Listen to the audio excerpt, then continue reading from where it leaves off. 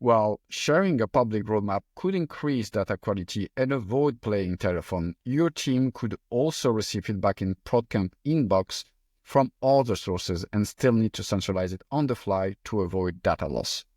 That's where ProdCamp extension for Chromium browser steps in, allowing anyone in your team to capture user feedback from anywhere on the web and identify its source.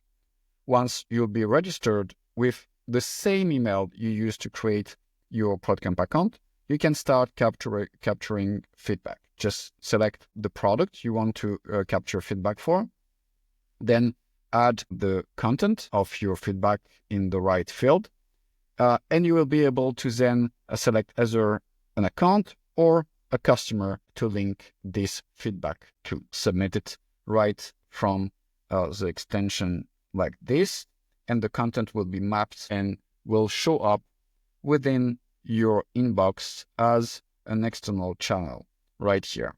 You will then be able to select a feature to link it with from your database, just like this, and push link. Like all suggestions, this feedback will need also to be marked as processed to ensure closing the feedback loop. Your users will then receive a personal automated notification like this one when the feature status changes.